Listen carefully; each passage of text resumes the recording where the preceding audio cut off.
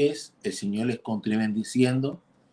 A Dios damos gracias porque nos permite compartir una semana más a través de estos medios contigo, con tu familia, asuntos que nos atañen porque es la palabra, es el pan de vida, es realmente la que marca la diferencia en nosotros, la que habla de la eternidad, para bien de tu alma, porque es la vida con Cristo, para bien de nosotros en el Señor.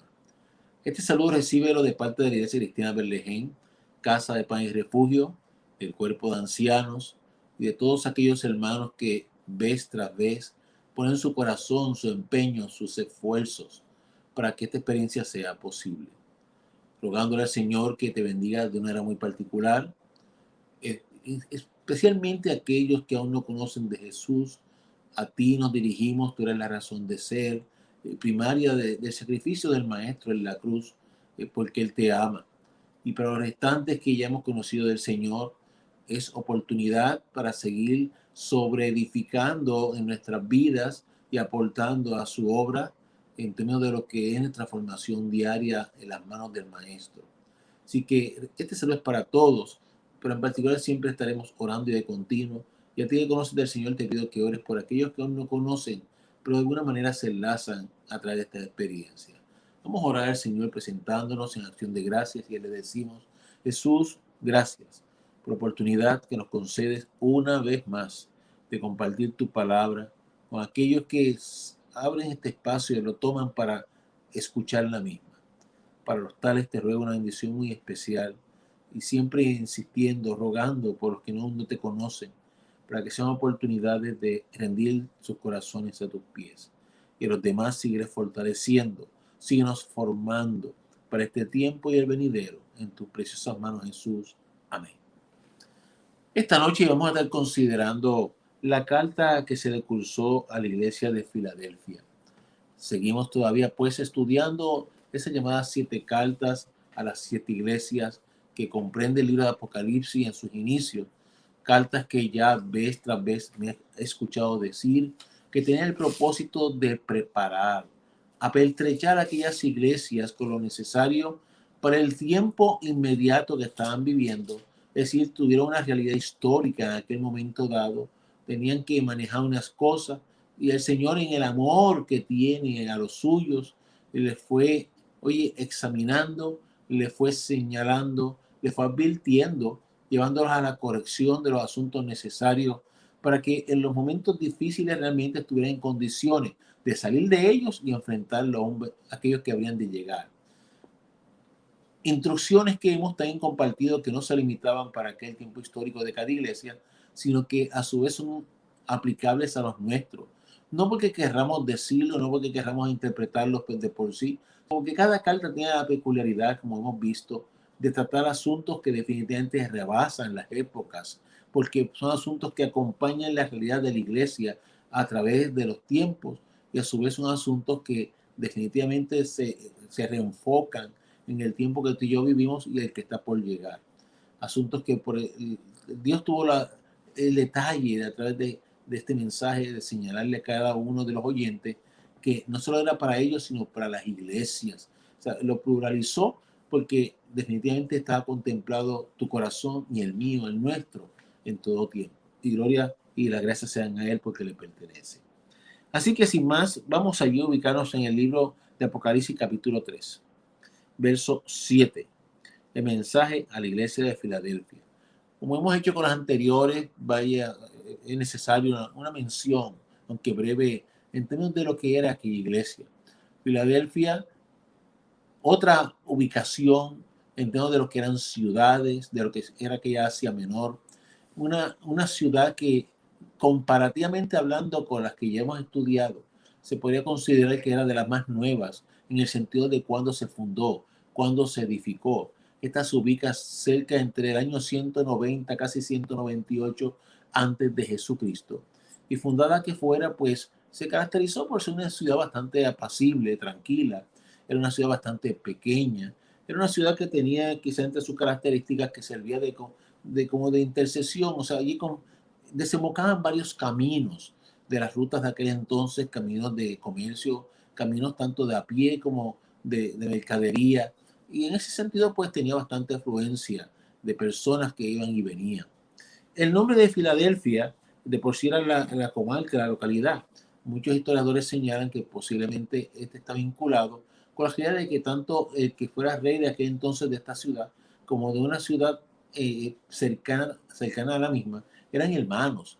Y por eso muchas veces he escuchado y ciertamente que el vocablo Filadelfia, esto de filio, de un tipo de sentimiento vinculante, de hermandad, un amor sano, se proyecta en el caso de estas personas en particular porque eran hermanos de por sí, los que tenían en sus manos el gobierno de ambas ciudades y se apoyaban y auxiliaban de alguna manera uno hacia el otro. Y eso ha servido para muchos mensajes en términos de lo que es el amor filial, de lo que es ese amor que vincula de manera pura, sincera, el auxilio, la colaboración entre personas que se consideran hermanos y deben serlo, y sobre todo cuando hablamos del cuerpo del Señor. Pero solo mencionando ese detalle, vamos entonces a centrar el contenido de la carta. Y en ese verso 7, como los anteriores, siempre señala quién es el remitente y a quién se remite la carta. Dice, escribe al ángel de la iglesia en Filadelfia. Hemos acentuado que el ángel es el pastor, el encargado, el responsable de recibir este mensaje para dispersarlo en la congregación.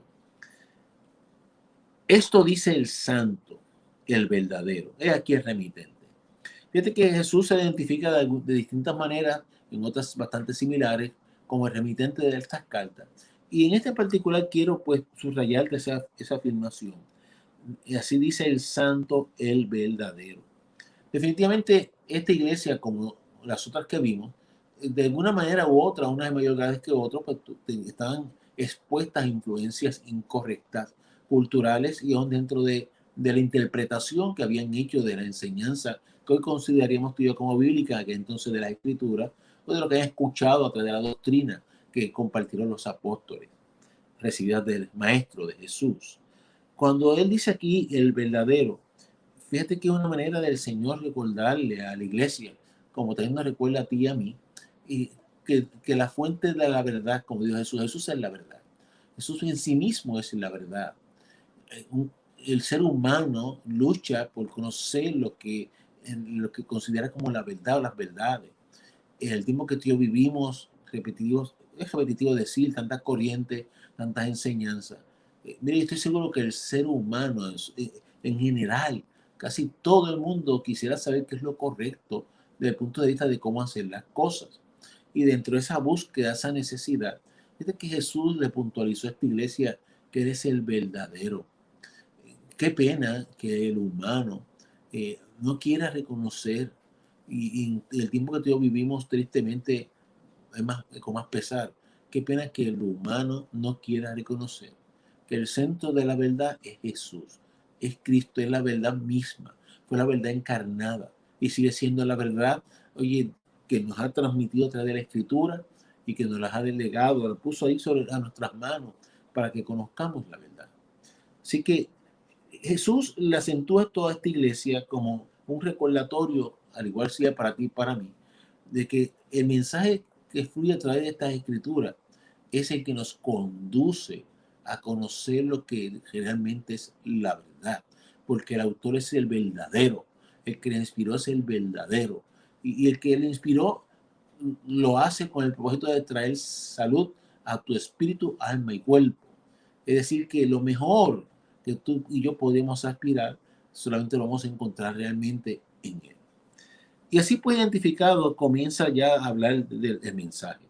Dice, el que tiene la llave de David. Fíjate que aunque es parte de la identificación en términos de remitente, ya comienza a dar un mensaje. El que tiene la llave de David. El concepto la llave, hace mucho tiempo, el año pasado, en un momento dado, estudiamos unos temas al cual aludimos al concepto de la llave. La llave es una figura que identifica autoridad.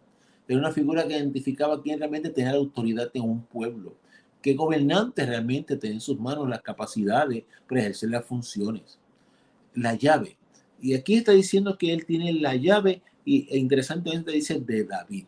La llave de David. Sabemos que el pueblo hebreo sigue esperando todavía, ya en el 2022, sigue esperando un Mesías descendiente del linaje de David, en el sentido de que es un libertador que los ubique nuevamente en lo que para ellos fue el tiempo donde el pueblo de Israel era cabeza de naciones. Y en esos términos, independientemente de lo que pueda representar hoy día como potencia Israel, que se reconoce que lo es, sigue esperando una figura, y podemos modernamente decir política, que lo ubique en el escenario mundial, como nación de naciones. Es una realidad que está inmersa en las profecías que tú y yo las conocemos porque responden a lo que es parte del Viejo Testamento, pero que el pueblo de Israel la sigue esperando en términos de su cumplimiento, porque entiende que Dios así si se lo prometió, se lo ha de cumplir. Y ciertamente Dios promete y Dios cumple, mas tú y yo veremos que esa afirmación, ese reinado que tanto añora el pueblo de Israel, va a tener realmente su cumplimiento de lo que tú y yo conocemos como el milenio. O sea, en un momento determinado, cuando Jesucristo, ese libertador esperado por el pueblo de Israel, regresará a la tierra ya no montado en un burrito, ya no con la mansedumbre de aquel Salvador que fue crucificado, sino que vendrá como el Rey de Reyes, Señor de Señores, y entonces va a establecer políticamente hablando, oye, ese reino allí desde el centro de Israel para hacia el mundo.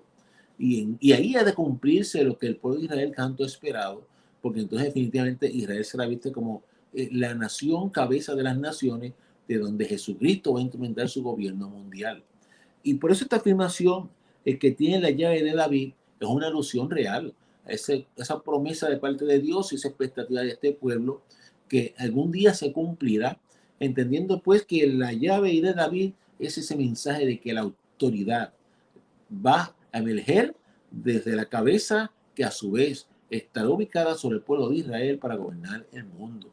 Y la expresión de David es porque definitivamente tú y yo conocemos cuál fue la proyección de David para con el pueblo de Israel. Oye, fue un gobernante, un rey, como lo quieras ubicar, un instrumento de autoridad, de poder, de justicia, de integridad, que de muchas características que lo ubican definitivamente como un modelo de lo que podría esperarse sea la cabeza para un gobierno de David, de su linaje, de su descendencia. Obviamente Jesús definitivamente lo va a sobrepasar y por mucho. Eso podemos estar seguros desde el punto de vista de lo que debe ser su función, tratándose de nuestro Señor, de nuestro Maestro. Pero ahí también hay algo más que yo quiero que tú y yo observemos y es interesante. Y es que cuando dice de la llave de David, si bien ya te ubiqué en que es una expresión que vincula a Jesús con ese reinado esperado de autoridad en términos de lo que ha de ser Israel para con las naciones, piensa en esta afirmación la llave de David. La llave, si dijimos que ese símbolo, esa representación de autoridad, esa autoridad que ubicaba a David y lo ubicó como un rey respetado en su tiempo, vale la pena que nos preguntemos, o sea, más allá de lo que hace hacia el futuro, el cumplimiento de unas promesas a este pueblo, regresemos al tiempo de David, o sea, como rey, cómo se proyectó, esa autoridad que él tenía, esa expresión, la llave de David, si tú te ubicas ahí en su tiempo, hay algo hermoso que yo quiero repasar contigo, porque el hombre y mujer de Dios que somos tú y yo, el cristiano presente, lo tiene que tener, oye, de frente en su corazón, de continuo. Y me explico. Fíjate que ya hemos dicho que en la llave es la expresión de autoridad. Es una expresión que ubica en torno de accesar la autoridad, de administrar la autoridad, de manejar la autoridad. ¿De dónde venía la autoridad de David? David marca dos afirmaciones, una por dichos y otra por vivencia, por experiencia, que tú y yo tenemos que mirar con admiración y con humillación. Cuando hablamos de la llave, ¿recuerdas allí la experiencia que David le tocó tristemente vivir, pero de la cual aprendió? Y en el Salmo 51, en el verso 17, sale esa afirmación que tanto conocemos, que dice, al corazón contrito y humillado, no despreciarás tu Jehová. O sea, fíjate cómo David, por vivencia, por dolor propio, aprendió que un corazón que de verdad, que genuinamente se arrepiente, que genuinamente vive en el pesar de haber lastimado a Dios, de haber ofendido a Dios, ese corazón, dice la palabra del Señor, que Dios no lo desprecia. Al revés, que Dios lo recibe. ¿Qué tiene que ver esto con la llave? Pues estamos diciendo, ok, David fue una figura de autoridad y tan es así que sigue siendo el modelo esperado y añorado por el pueblo de Israel en estos tiempos. Pero esa autoridad no sale de cualquier sitio. Esa autoridad, quiere saber algo, no nació en su espada. Esa autoridad no nació en su carácter meramente. Esa autoridad va más lejos. Hay que entender que esa autoridad vino del cielo hacia este hombre. ¿En qué medida? En la medida en que su corazón supo no puede convencer a Dios, mira, si simplemente a Dios no quiere impresiones, pero su corazón supo la realidad de que cuando uno se arrepiente y de verdad uno oye, añora tratar de arreglar, corregir su vida con Dios, encuentra un Dios que con los brazos abiertos lo recibe, le ama, lo restaura y le provee lo necesario para seguir luchando en esta tierra. Y David vivió eso. Por eso, hablando de la llave, no quiero usar palabras secretas por decir como si fuera una fórmula, pero David experimentó unas hermosas verdades bíblicas. Y es que ese corazón que se humilla, Dios lo recibe. Pero no se quedó ahí, sino que hay más. Cuando tú buscas el libro de los Hechos, en el capítulo 13, verso 22, te habla de algo que primero pues se repitió en dos ocasiones allá en el libro de Samuel. Y es que Dios encontró en David un corazón conforme al suyo. O sea, ya dijimos por un lado el Salmo 51, verso 17, que el corazón contrito y humillado Dios no lo desprecia. Pero por otro lado, el propio Dios da testimonio con relación a David, de que David tiene un corazón que era conforme al suyo, pero explica por qué. Dice, porque hará todo lo que yo quiero. Eso allí está consignado en el verso 22 del libro de los Hechos, capítulo 13. Así que cuando hablamos de la autoridad que había en David, representada en la realidad de su vida, esta no viene de la nada. Viene de un corazón que supo arrepentirse, postrarse, añoró corregirse para honrar a Dios, y en la medida en que añoró tal cosa con pasión, aprendió a ser obediente a Dios y estuvo dispuesto y disponible a hacer lo que Dios le pidiera. Y de ahí esa afirmación conforme a su corazón. Con esto lo que te quiero decir que la afirmación la llave de David no solamente es una expresión bonita que tipifica la autoridad, que inclusive habrá una vez más de significarse cuando Jesucristo venga, sino que nos lleva un mensaje de tu vida y a la mía. Y es que la verdadera autoridad del hombre y la mujer de Dios para librar las batallas en esta tierra no viene de mis propias fuerzas, no viene de mis propios criterios, no viene de primera impresión de sacar el pecho, sino que viene de la realidad de que tu corazón es el mío tiene que constantemente reconocer nuestros errores, nuestras torpezas, nuestras debilidades y llevarlo a los pies del maestro, pidiendo perdón, añorando corregir nuestra vida todos los días, no solamente en términos de la conversión, porque ese fue el inicio, el día que nos convertimos empezamos, sino en términos de nuestro crecimiento, nuestro madurar, nuestro ser cada vez más a su imagen y semejanza, que de verdad sea parte de nuestro deseo diario, pero con pasión de alcanzar el reflejar a Jesús con corrección. Y ese reflejar a Jesús con corrección vaya ligado de como precisamente fue ese maestro que nos sirve de ejemplo. ¿Qué dijo Jesús? Jesús dijo que, mira, Jesús vino a hacer la voluntad del Padre. O sea, mira, Jesús mismo fue obediente al plan maestro del Dios Trino. Esa obediencia de Jesús fue total. Filipenses capítulo 2, verso 5 en adelante lo señala cómo se sujetó en esta condición de humana al fin de cumplir todos los proyectos del Padre Celestial. Y ese mensaje es para ti y para mí. O sea, tú quieres hablar de autoridad, tú quieres hablar, oye, de las fuerzas espirituales en tu ser para luchar, pues hablemos primero de que el corazón esté contrito, te compongas tú mismo ante la realidad tuya y mía de vida, de cómo somos ante Dios, y estemos dispuestos a humillarnos en el sentido de renunciar a nosotros mismos y ante Él postrarnos con la disposición de hacer lo que Él pida, de hacer lo que Él quiera. Está el corazón, no lo merecemos, pero es el corazón del que Dios da testimonio en términos de por qué se puede ser conforme al de Él, por esa disposición de hacer lo que Él pida, porque así dice, hará lo que yo quiero. Así que fíjate que la Biblia es un todo. ¿Cómo enmarca esa afirmación? que hará lo que yo quiero. Cuando tú y yo oramos en el Padre nuestro, enseñado por Jesús, Padre nuestro que estás en los cielos. Cuando decimos que es tu voluntad como en el cielo y en la tierra, lo que estamos diciendo es eso mismo, Señor, que realmente en tu vida y en la mía se haga lo que Él quiera. Así que la afirmación, la llave de David, es una que no solamente la vamos a mirar hacia el futuro, cuando se cumpla en el milenio el reino de Cristo en esta tierra, sino que de ya es parte de tu vivencia y la mía, porque aunque no lo merecemos, cuando se vive de verdad, como hemos dicho, tú y yo experimentamos lo que es la autoridad divina en nuestro ser obrando y a través de nosotros para gloria y honra de Él y su obra, edificación de las vidas que nos rodean, oye, llevando aquello que Él nos quiera dar y en conjunto nos llevará a que a día tras día seguir librando las batallas hasta que Él venga o nos vayamos. Dice, el que abre y ninguno cierra, y cierra y ninguno abre. Obviamente esta afirmación va dirigida dentro de dicho anterior. O sea, si Jesús está diciendo que es el que tiene la llave de David, lo que está diciendo que es, yo soy el que tiene la autoridad genuina. Y como es el que la tiene, es el que la delega, como ya te hemos mencionado, quien lo busca de esa manera. Pero ese que tiene la autoridad genuina es el que está afirmando que es el que realmente tiene la capacidad de abrir y que nadie pueda cerrar, o cerrar y que nadie pueda abrir. Mira, él es el que tiene la última palabra, tanto que se lo decimos, hasta se canta, pero lo hemos entendido, lo hemos internalizado.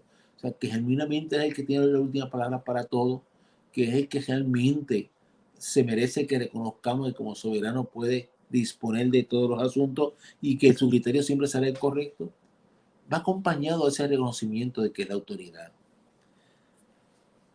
Pero dice en el verso ya 8, yo conozco tus obras. Hemos visto a las otras iglesias una explicación muy similar. O sea, Él en su omnisciencia sabe lo que hacemos todos los días, lo que pensamos, por qué lo hacemos, qué motiva realmente nuestros actos. Cuando hay dobles propósitos ocultos en nuestro corazón o no los hay. De esto no vamos a abundar más. Que tú y yo, cada vez que hablemos, que pensemos, que actuemos, tengamos muy presente que Dios sabe el porqué de todo lo que hacemos. Que nunca se nos olvide. Y permite al Señor que encuentre una coherencia entre lo que decimos y pensemos, entre lo que hagamos y adentro hemos dicho que hemos entendido y que todo esté marcado en la palabra del Señor.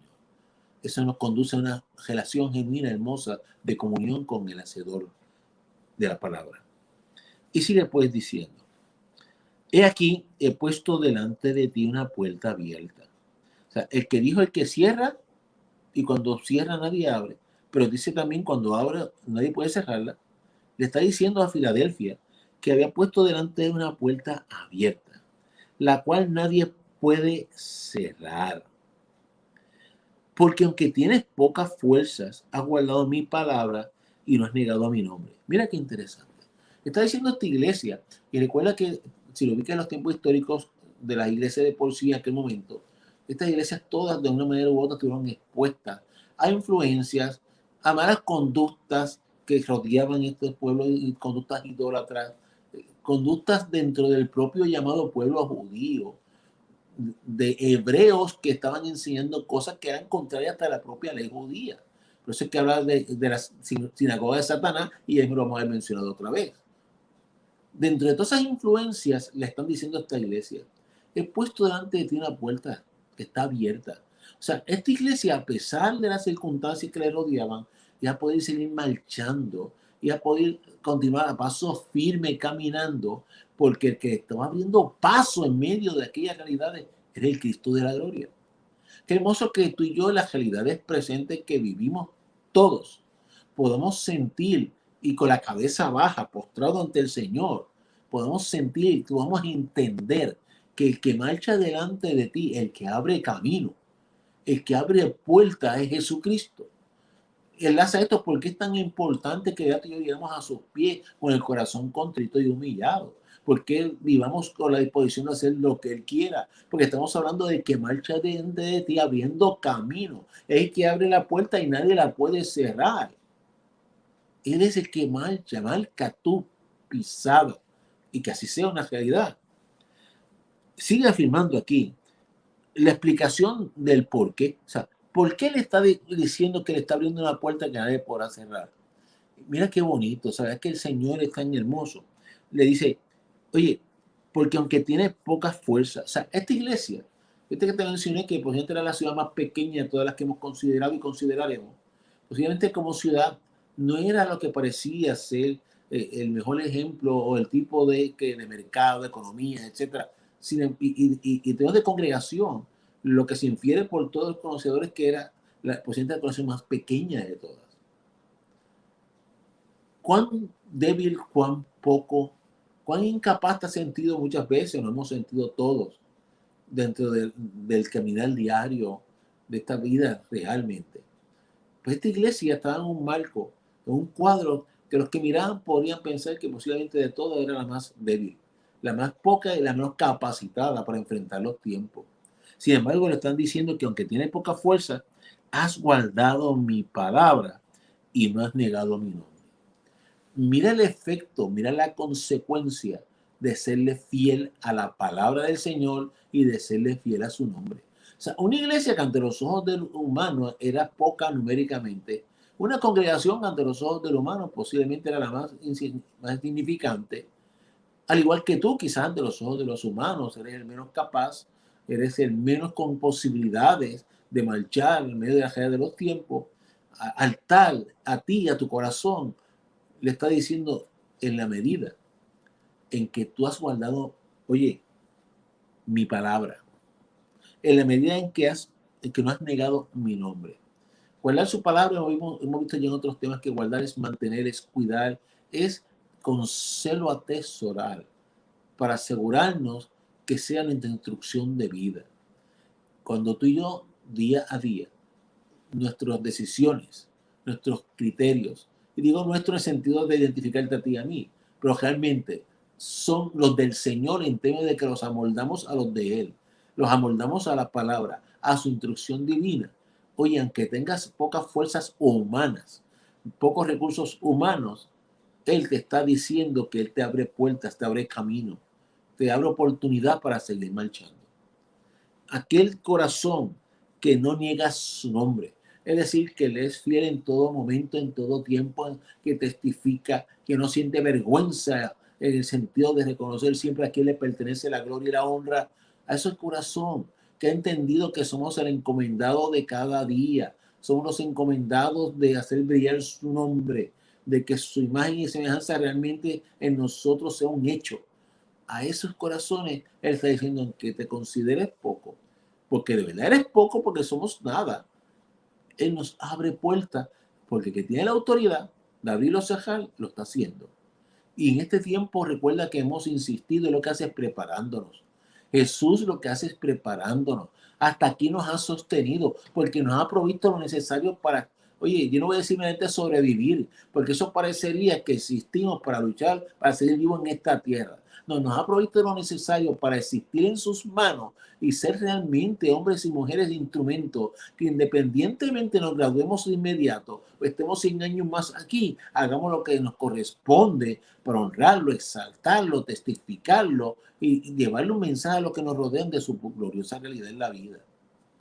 A los tales Él le abre y tiene una puerta abierta que nadie puede cerrar. He aquí yo entrego, dice el verso 9, he aquí yo entrego de la sinagoga de Satanás a los que se dicen ser judíos y no lo son. Hace un momento te mencioné que precisamente esta afirmación de por qué una puerta abierta en medio de aquel tiempo eran las influencias que había en todas estas congregaciones de judíos por sangre, por decirlo de alguna manera. Es decir, por el hecho biológico de nacer de descendientes, padres judíos, pues eran judíos. Sin embargo, ¿por qué dice aquí dicen ser y no lo son? Porque ni tan siquiera dentro de la ley mosaica, dentro de los profetas, lo que estaban enseñando no era correcto. Estaban diciendo que lo era y no lo era. Recuerdo que ya al hablar de unas de las iglesias previas, cuando por primera vez mencionamos esto de la sinagoga de Satanás, trajimos realidades en nuestros tiempos. Como inclusive hay neojudizantes, el neohebreísmo, en donde están tratando de llevar al cristiano a vivir supuestamente bajo esa enseñanza mosaica o de los profetas. ¿Y por qué digo supuestamente? Porque llevarlos a tratar de vivir de esa manera ya modernamente es negar por fuerza el cumplimiento de tanto de la ley como de los profetas, como Dios Jesús, que hizo en sí mismo. Jesús vino y cumplió con todo. Pero regresar al Viejo Testamento bajo el pretexto de que ahora soy judío o hebreo o neojudío o que es lo correcto, es una manera dual de negar por un lado el cumplimiento de las promesas, de la profecía que ocurrió en Jesús, y por otro lado ponerte a ti a tratar de vivir de una manera que, mira, yo te aseguro que realmente se acerca a lo que era y sigue siendo para el hebreo genuino, el Pentateuco y los profetas, porque son enseñanzas a medias, mezcladas, adulteradas. O sea, nuestro tiempo, oye, se ha convertido en un recipiente de muchas corrientes sutiles, delicadas, tergiversadas, que a la gente hasta quiere saber hasta les resultan atractivas, hasta les gustan, porque lo novel, lo aparentemente nuevo, o coger un verso ¿no? del Viejo Testamento y decir que si no vives así, morirás porque dice que es perpetuamente, ya con eso te convencieron. Escudriña la palabra completa, porque entenderás entonces la afirmación cuando dice que dicen ser una cosa y no lo son, y sabes cómo lo considera Jesús a los tales, sinagoga de Satanás. Fíjate que Jesús no fue por cuambaje, no fue por las ramas, no. Mira, quien no se amolda a la palabra correctamente es hijo del diablo. Sigue afirmando aquí, sino que miente. He aquí, yo haré que vengan y se postren a tus pies. Aquí es importante aclarar algo. Esta afirmación de que Jesús hará que venga y se muestren a sus pies. O sea, esos que fueron falsos, esos que torcieron palabras, esos que torcieron doctrina, que mintieron en las enseñanzas, dice aquí como en todo lo hará venir. Y la afirmación de que se postren a sus pies, tenemos que entender que no es para que adoren a aquellos cristianos que habían allí en Filadelfia, como si se merecieran adoración. Recuerda que el único ante quien se postra toda alma ante Jesucristo, ante el Dios de los cielos. Esta afirmación implica, oye, cómo a la larga aquellos mentirosos, cómo a la larga aquellos que torcieron el mensaje, cómo aquellos que maltrataron al verdadero cristiano, oye, tendrán que reconocer su error, serán humillados. Tú mismo verás cómo Dios te hace justicia, porque el momento que tú, como le vimos ahorita, guardaste su palabra y honraste su nombre, Él en ese abrir la puerta y nadie poder cerrar, te va a enseñar como parte de ello justicia, te hará justicia y serán muchos los que en un momento dado hasta te señalaron y tú observarás. Y no para que uno se alegre, no nos gozamos, son almas y por ellos clamamos, pero verás cómo definitivamente el Dios de los cielos honrará tu lealtad a su palabra y a su nombre, y verás cosas que después pensarás y harás memoria de esto que estamos compartiendo esta noche. Él los traerá en un acto de vergüenza, de una manera, porque Él lo quiso, para honrar tu lealtad. Sigue diciendo la palabra. Y reconozcan que yo te he amado. No te digas que el Señor es hermoso, y lo es precioso. Cuando de verdad tú y yo, aquí retrocedo un momento y entenderás por qué quise detenerme a hablar de esa llave de David, de su tiempo, de su momento. Cuando Dios encuentra en tu corazón y en el mío realmente, oye, un corazón que contrito, que se entristece por ofenderlo, que se quebranta cuando lo lastima. Cuando el Señor encuentra un corazón que de verdad, oye, se derrama, que de verdad anhela hacer lo que Él pide. Oye, el amor que Dios le tiene a toda alma se reflejó en la cruz.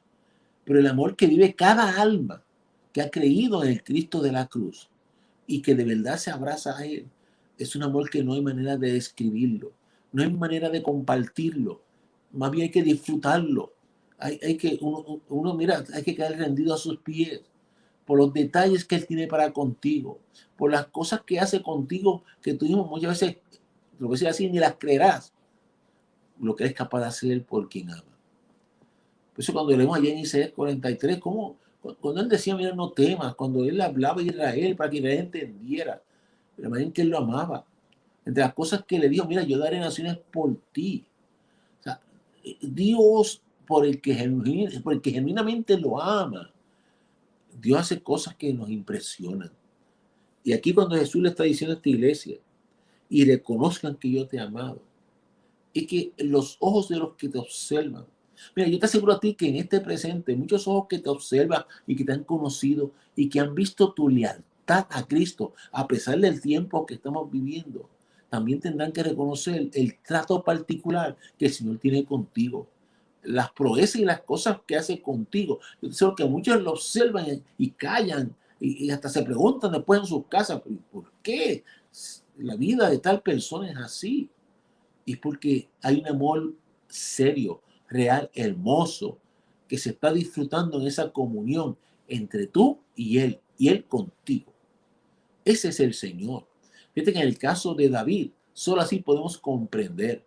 Siendo un corazón contrito, un corazón que se humilló, un corazón que cuando tropezó, reconoció sus errores, un corazón que estuvo dispuesto a hacer lo que él pedía. Solo así podemos comprender aquella escena de por qué a David se le permitió comer de cosas consagradas, sin haber tenido la consecuencia de la muerte, que era la pena que debió haber ocurrido en aquel momento. Y son asuntos que no estamos invitando a nadie, oye, a violentar el orden divino, jamás. Ese no es el mensaje. Pero fue una consecuencia real y al que le toca decidir cosas extremas como esa es a Dios. Una consecuencia del corazón que había en David y de manera en que amaba a Dios y como Dios amaba a David. Y lo mismo te lo digo a ti en esta noche. En la medida en que de verdad y genuinamente tú amas al Señor, pero lo amas, oye, a la manera de Él, no a la tuya, no a la mía. Y la de Él así, como ya hemos repasado, esa disposición de la sujeción real. Cuando tú lo amas, vas a sentir ese amor de Él y te vas a impresionar de las cosas que Él hace por ti. Sigue diciendo el verso 10, por cuanto has guardado la palabra de mi paciencia. Observa que ya la expresión guardado la hemos tocado, que es esa afirmación de dar, de mantener, oye, de custodiar, de continuidad en tu ser, de lo que se trata. Y aquí lo señala hacia la palabra de mi paciencia. Quiero que subraye en tu Biblia mi paciencia. Fíjate que no dice tu paciencia. A veces cuando estudiamos estos temas, como que le pasamos por encima. Sí, tengo paciencia, Señor, dame paciencia, dame la capacidad, Señor, de soportar. Detente. Fíjate, aquí está diciendo mi paciencia. Has guardado la palabra de mi paciencia. ¿De quién? ¿De qué está hablando? ¿Quién que está hablando? Jesucristo. ¿De qué se trata? Oye, en la medida en que tú y yo hemos conocido la vida completa, entre otras cosas, se nos dice que la venida del Señor, aquella que este mundo y que muchos tenemos como un retraso, como que no llega, como que no viene, dice allí en la carta de Pedro, si buscas allí en segunda de Pedro, te lees el capítulo 3 completo, no te voy a decir versos 9 y 15 nada más, léetelo completo, vas a encontrar cómo eso que tenemos nosotros como por retraso responde al amor que Dios le tiene a la humanidad y el deseo de que este mensaje llegue a todos y en medio de una persona venga arrepentimiento, amor. Pero en la medida en que el Señor, mira, por amor a tu vecino, por amor a un hijo tuyo, por amor hacia aquel que, escucha esto, que te ha dado dolor de cabeza a ti. En la medida que el Señor, por amor hacia aquel vecino que quizás te ha hecho la vida de cuadrito, por amor hacia aquel hermano en la fe que quizás te ha traído cargas a ti, por amor a esas personas, resulta que tú y yo venimos entonces obligados a entender que en la medida en que a nuestro juicio Él no actúa, que en la medida que a nuestro juicio no ocurre nada, tú y yo tenemos que seguir viviendo de qué manera. Vamos a usar la palabra soportando, tolerando, angustiados, caminando. O sea, como Dios ha demorado aparentemente en accionar en el tiempo juicios que quizás tú y yo querramos ya, pues tú y yo pagamos las consecuencias. ¿Te suena eso extraño? Un solo ejemplo bíblico. Mira, hay una carta esta de Pedro. Si examinas allí en 2 de Pedro, el capítulo 2 en particular, ¿te acuerdas de las vivencias de Lot? ¿Qué ocurrió con Lot? Cómo Lot afligía su alma. Afligía su alma porque no pasaba nada. Afligía su alma ante la conducta muy aberrante de los que le rodeaban. Tú sabes la historia de Lot. En un momento dado llegó el juicio. Pero antes que llegara, todo el tiempo que haya pasado, horas, minutos, semanas, meses, años, tú y yo no sabemos cuánto realmente. Pero el tiempo que tomara que Dios accionara por las razones que en su juicio maravilloso eterno tuvo a bien tomar la decisión en ese momento. Antes de eso, a Lot le tocó afligir su alma todos los días, gemir y clamar y llorar por la conducta de aquellas personas. Lot podría decir, definitivamente me tocó a mí, oye, vivir las consecuencias de la paciencia de Dios ante aquellos que se estaban perdiendo. Y cuando tú y yo traemos esa realidad a nuestro presente, de eso se trata. Mira, yo he escuchado a cristianos decir, Dios mío, ponle fin ya a esto. He escuchado a cristianos decir ante tanta, oye, conducta aberrante que cada vez se sigue acentuando. Yo he escuchado a muchos decir, Señor, ven ya, termina con esto ya. Mira, bueno, vamos a ser sinceros, yo mismo lo he dicho, yo quisiera que fuera hoy a las 2 de la tarde, pero de mi deseo la realidad, de lo que en el plan divino, del amor que él le tiene a otros, de la paciencia que le tiene a otros como ha tenido contigo y conmigo, hay una gran diferencia, hay mucho que aprender y entender. Así que, si bien tú y yo anhelamos que él venga y le ponga fin a tanta violencia, tanta cosa, que ya comienza a cumplirse este reino del linaje de David, encabezado por Jesucristo, por más que lo deseemos, tenemos algo que entender. Y es que todavía queda mucho trabajo que hacer. Y el que decide hasta cuándo es él. Y mientras eso ocurra, nos toca a ti y a mí guardarnos íntegramente, guardar su palabra, honrar su nombre, ser los mismos, por no decir ser mejores cada día, a su imagen y semejanza. Oye, y entendiendo que pagaremos el precio de esa paciencia de él, no la nuestra. Por eso es que dice ahí, has guardado la palabra de mi paciencia. Que él nos ayude y nos dé la fuerza y que Dios estemos en la disposición de comprender que según tú y yo tuvimos un día perdidos, quizás tú y tu vecino. Y gracias a que él tuvo paciencia y sigue teniéndola, pues conmigo la sigue teniendo todos los días, mi hermano. Gracias a esa paciencia conmigo, yo existo hoy. Y tú también.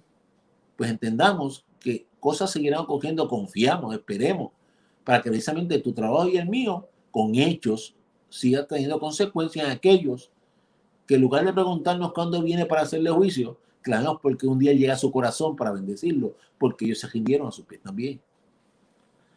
Yo también te guardaré de la hora de la prueba que ha de venir sobre el mundo. Porque hay un detalle adicional que mencionar sobre esto de la paciencia del Señor. Y es que según te dije que pagamos precio, tenemos que seguir tolerando y no rendir nuestro testimonio ante las presiones de este mundo. Porque si no sabemos soportar este presente, ni hablar de cuando esto se ponga peor. Y ahí es que viene esta parte que te quiero mencionar. Te guardaré de la hora de la prueba que ha de venir sobre el mundo entero, para probar a los que moran sobre la tierra. En este punto podríamos desviarnos muchísimo, hablar de eventos de escatología, que hay varias teorías y opiniones. Pero yo quiero centrarme en algo. Hemos dicho muchas veces que estamos viviendo tiempos de dolores, principios de dolores, para ser correcto. Si tú y yo no sabemos enfrentar con fuerza en el corazón, anclados en Cristo, este presente, ni pensemos en cómo reaccionaremos de aquí a un tiempo, porque todavía quedan muchas cosas que la iglesia, escuche, lo digo despacio, que la iglesia, que eres tú y yo, tendremos que ver, tendremos que vivir en esta tierra. Cuando Él disponga finalmente quitarnos de aquí, porque a su vez Él viene a implantar su reino, eso es decisión de Él. Pero hasta ese momento, tío, tenemos que entender que el escenario mundial seguirá cogiendo una ruta adversa para la iglesia, adversa para el verdadero cristiano, adverso para el corazón contrito y humillado, adverso para el corazón que es conforme al de Él. Y esa adversidad, oye, también la vamos a ver repercutiendo en la paciencia que tenemos que seguir teniendo en medio del tiempo. Cuando quisiéramos soluciones, lo que vemos son complicaciones. Y en esa medida, estar fortalecidos para seguir honrándolo a pesar de que esto se siga agudizando. Porque de todos modos Él te ha prometido algo. Él te va a guardar. Como Él quiere hacerlo, eso es decisión de Él. Él quiso guardar a Noé dentro de un arca, pues eso fue decisión de Él. Quiso guardar, oye, a un Daniel en medio de un foso de leones. Lo guardó. cerró sus bocas. Quiso guardar a Sadrach, Mesach y Abednego en medio de un horno de fuego. Se hizo presente allí como el cuarto hombre. Lo guardó. O sea, la manera en que él quiera decidir cómo guardarte, eso es decisión de él. Pero el horno va a estar ahí, los leones van a estar ahí, el diluvio va a estar ahí, los problemas van a estar ahí, y tu parte y la mía es ser guardadores de su palabra, aun en medio del tiempo que sacuda nuestra paciencia. Sigue diciendo, verso 11. He aquí, yo vengo pronto. Que muchos van a escuchar esa afirmación. Precisamente como mencionaba el pastor Pacheco el domingo en la predicación. Oye, ¿de cuándo nos estamos escuchando que viene pronto?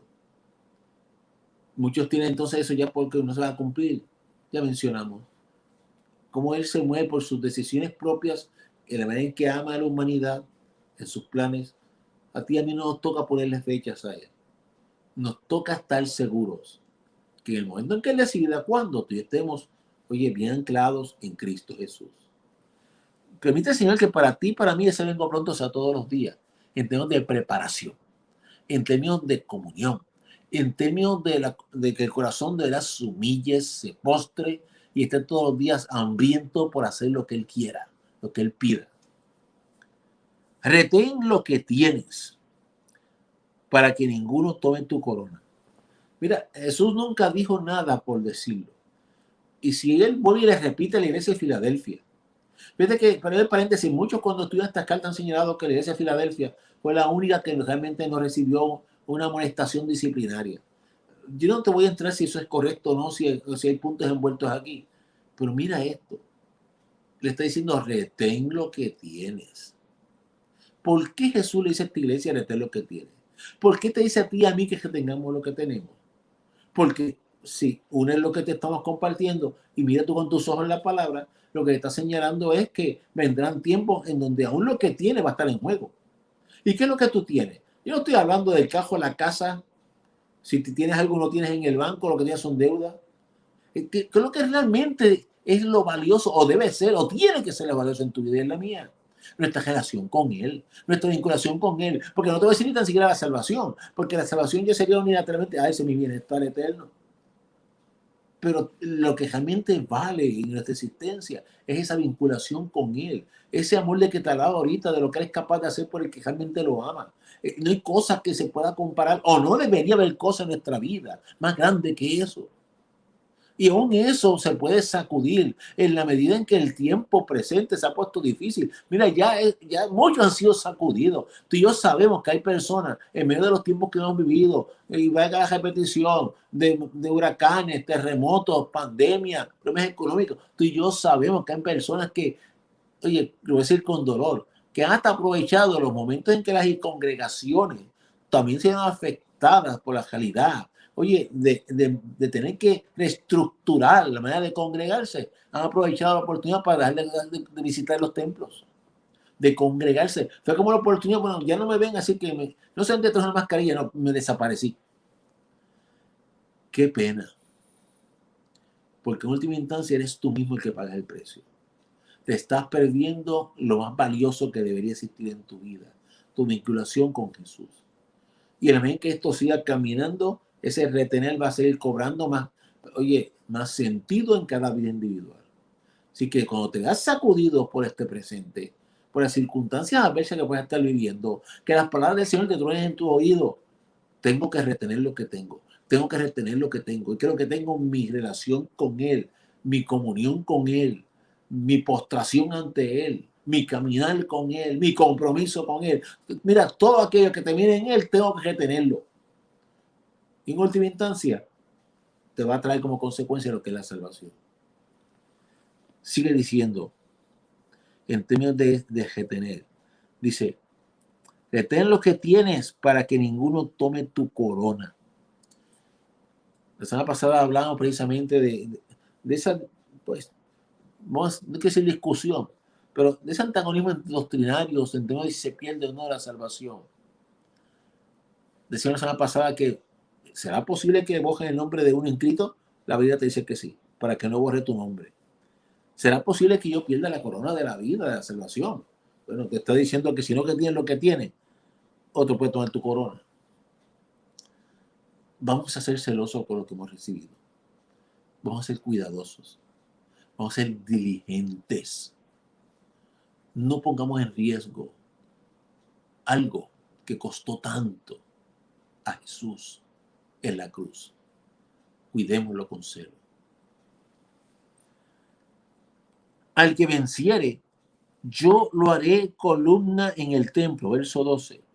Al que venciere, yo le haré columna en el templo de mi Dios. Fíjate cómo Jesús habla del Padre, dice mi Dios. Fíjate, recuerda que estos son parte de los misterios hermosos de la encarnación de Cristo. Él nunca dejó de ser Dios. Pero la manera en que Él lo afirma de mi Dios, ¿qué es lo que te está señalando? Te está recordando que él sigue siendo el soberano. Jesús mismo en su encarnación se autolimitó desde el punto de vista de su función, de su ejecución, de su trabajo. Y estaba acentuando la realidad de lo que fue la encarnación. Y estaba acentuando lo que para ti, para mí, con seriedad tiene que ser, que hay un Dios soberano en los cielos y que nosotros somos nada sin Él. Jesús, cuando tú buscas el Evangelio, se encontrarás cuántas veces, sobre todo en el de Juan, aludió a mi Padre. Fíjate que siendo Dios, lo subrayó, mi Padre.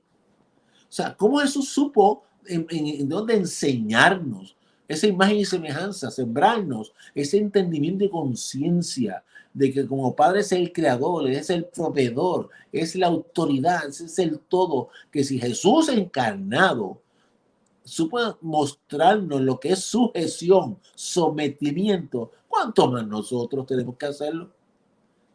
Y el templo de mi Dios lo que está diciendo, mira, al fin a la postre, aquella oración del capítulo 17 de Juan, donde Jesús decía, para que sean uno en nosotros como Dios somos uno Padre. Lo que está hablando de la consumación de la comunión perfecta. Por eso es que dice en Apocalipsis que realmente, mira, al final del camino, aunque descienda la nueva Jerusalén, dice que allí no va a haber templo, porque el templo será el mismo Dios. Mira qué misterio hermoso e interesante. Y entonces de ese templo tú vas a ser parte. Lo que está hablando usted de la consumación de la comunión perfecta. ¿Tú sabes lo que es el uno con Dios? No lo merecemos. ¿Qué más podemos pensar en intimidad? Mira, el tabernáculo empezaba a ser la puerta y caminabas hacia el lavacro y estaba allí primero el altar de sacrificio y entrabas dentro de la tienda y encontrabas allí que si la lámpara encendida, encontrabas la mesa de los panes, que si el altar del incienso, pero más adentro todavía estaba el arca del testimonio, donde descendía la presencia de Dios. Fíjate cómo te va llevando de mayor hacia lo más profundo, o sea, de lo más externo hacia lo más íntimo. Y así es la vida tuya y mía hoy. Vamos desde lo más lejano que era cuando estamos de espaldas a Dios. Empezamos el camino por la puerta que es Cristo y seguimos marchando, formándonos, creciendo, madurando. Y cuando finalmente lleguemos a esta etapa, vas a ser en el espíritu uno con Dios. Misterio hermoso. Por eso es que también añade, dice, y escribiré sobre él el nombre de mi Dios y el nombre de la ciudad de mi Dios, la nueva Jerusalén, la cual desciende del cielo de mi Dios, mi nombre nuevo. En el templo, lo que es la nueva Jerusalén, tú serás parte integral de ello. Que aunque va a existir como lugar, misterio sí, y hermoso, la describe preciosa, pero tú eres parte integral de ello. Y esto de afirmación de mi nombre nuevo. Ya mencionamos anteriormente esos misterios preciosos de la palabra, que parte de la encarnación de Jesús todavía está presente en su función allá en el cielo, está presente. Y cuando venga a esta tierra a establecer en el milenio su reino, todavía estará encarnado. Veremos su cuerpo con las cicatrices, producto de la crucifixión, que fue aquella experiencia que tuvieron los discípulos cuando Jesús resucitó, como a las primicias. Pero cuando termine el milenio, cuando todo termine, examina en el libro de Apocalipsis que no vas a encontrar un nombre más allá de lo que se mencionó como Jesucristo, porque una vez tenía la encarnación, tendrá un nombre nuevo. Cuando ya abandone la encarnación, esa segunda versión de la Trinidad, allí descubriremos cómo se la ha de llamar. Qué precioso. Pues recuerda que para ti también hay un nombre nuevo, la piedrecita blanca, ¿te acuerdas? Con un nombre que solo él sabe y tú conocerás. Todo ello habla de intimidad, habla de profundidad real que tenemos que esperar para vivirla. El que tiene oído, oiga lo que el Espíritu dice a las iglesias. Prestemos oídos. Que la palabra del Señor nunca caiga en ti y en mí en oídos sordos, vacíos. Porque te insisto, estas cartas eran para preparar aquellas congregaciones. Estas cartas siguen siendo para preparar congregaciones. Y tú y yo somos la congregación. No habrá mejor congregación que como sean sus cristianos. Tú y yo somos lo que es el pueblo. Tú y yo somos individualmente los que llegaremos al templo celestial. Pero para hablar de allá, tenemos que ser hoy aquí. Que el Señor nos ayude a ser como David fue en términos de descubrir la vivencia que podemos considerar la llave para llegar al corazón de Dios. Que seamos como David fue en términos de esa disposición a ser como Dios, nuestro Dios soberano y Padre quiera. Que realmente guardemos su palabra y honremos su nombre cada día. Independientemente de que la paciencia de Él en el tiempo que vivimos se convierta en ti y en mí, aún en desesperación muchas veces. Que guardemos el testimonio y lo honremos por sobre todas las cosas. Porque Él se encargará de guardarte, como tenga que hacerlo. Y si ese guardarte incluye, pues te mencioné, ilustraciones de lo que fue enfrentar el mal tiempo aquí, cuando te hablé de Noé, cuando te hablé de Daniel, de Sadrach, Mesach y Abednego. Pero si para guardarte decide quitarte como un Elías, eso es decisión de Él. Porque guardar no se trata meramente de decir, ay, que no me duele el cuerpo. Guardar es tu alma. Que Él haga con nosotros lo que Él quiera. Tu parte y la mía es hacer como Él quiere. Así que oremos en este momento al Señor. Demos gracias por sus bondades. Demos gracias por esta oportunidad que nos ha concedido. Y ahí nos encomendamos y así lo hacemos. Amado Señor, en esta hora ante ti estamos reconociendo tu soberanía. Dándote las gracias porque tú nos sigues preparando para este presente y para el que viene. Implorándote particularmente por aquel que aún no te conoce. Toca su corazón, toca su alma. Y para aquellos que te han conocido, síguenos fortaleciendo en este caminar. Señor, para que según los tiempos entren en profundidades mayores, también estemos preparados para hacerlo. Gracias te damos por tu presencia en nuestra vida. En tu precioso nombre Jesús oramos. Amén. Recordándoles que Dios mediante, mañana los jóvenes adultos se reúnen en la casa del Señor, sigan alabando y adorando. Es un tiempo hermoso donde alaban, adoran e interceden. El viernes, Dios mediante, nuestra juventud regresa a la casa del Señor en formación, repasando hoy los comienzos de formación. El sábado, Dios mediante, las águilas a las 5 de la tarde también tendrán su presencia cultica. Y el domingo regresamos a la casa del Señor. Primer culto en los atrios no requiere registro. 9:15, la escuela bíblica sí requiere registro. 10:30, segundo culto también requiere registro. Estos últimos a través del 787-949-1741. Recuerda que el Señor te ama, nosotros también. Y síguete preparando para que goces todo tiempo. Dios te bendiga. Señor, gracias por el día que nos concediste. En tu nombre hemos orado. Amén.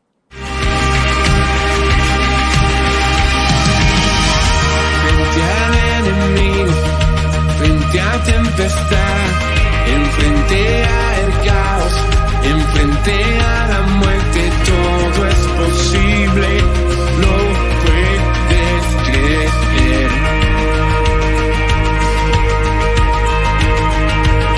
Que pueda resistir, que pueda combatir.